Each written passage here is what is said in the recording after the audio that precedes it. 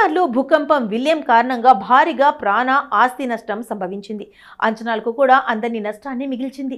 భూకంపం కేంద్రమైన మండలితో పాటు దేశవ్యాప్తంగా ఎక్కడ చూసినా కుప్పకూలిన భవనాల్లో శిథిలాలే, బాతుల హాహాకారాలే వినిపిస్తున్నాయి. శుక్రవారం మధ్యాహ్నం 7.7 తీవ్రతతో విరుచుకుపడ్డ భూకంపానికి బలైన వారి సంఖ్య అంతకంతకు పెరిగిపోతుంది.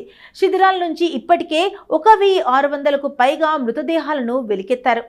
3500 మందికి పైగా గాయపడినట్లు అధికారులు వెల్లడించారు. మృతుల సంఖ్య 10,000 దాటవచ్చని చెబుతున్నారు. మరోవైపు భూకంపం సందర్భంగా కొన్ని వీడియోలు సోషల్ మీడియాలో వైరల్ అవుతున్నాయి. చైనాలోని ఒక చిన్న పిల్లల ఆసుపత్రికి సంబంధించిన వీడియోపై నెటిజన్లు ప్రశంసలు కురిపిస్తున్నారు. భూకంపం సందర్భంగా ఆసుపత్రిలోని మెటర్నిటీ వార్డులో చిన్న పిల్లలను నర్సులు కాపాడారు. భూకంపం ధాటికి భవనంలో కుదుపులు ఎదురైనప్పటికీ వారు కింద పడిపోతున్న ఆసుపత్రిలో ఉన్న శిశువుకు ప్రమాదం జరగకుండా నర్సులు జాగ్రత్తగా తీసుకున్నారు.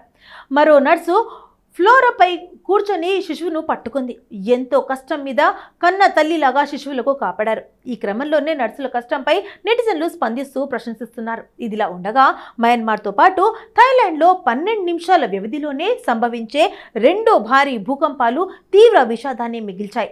ఈ భూకంపం 334 అణుబాంబులతో సమానమైన శక్తిని విడుదల చేసే వినాశం సృష్టిస్తుందని స్థానిక భూవిజ్ఞాన శాస్త్రవేత్త జేస్ ఫినిక్స్ పేర్కొన్నారు. ఈ ప్రాంతంలో మరిన్ని ప్రకంపనలు వచ్చే ప్రమాదం ఉందని ఆమె హెచ్చరించారు. భారత్ టెక్టానిక్ ఫలాలు యురేషియన్ ప్లేట్స్ ను వరుసగా ఢీకొట్టడం వల్లే నెలల తరబడి ఆఫ్టర్ ఫాక్స్ వచ్చే అవకాశం ఉందని జస్ట్ ఫినిక్స్ తెలిపారు.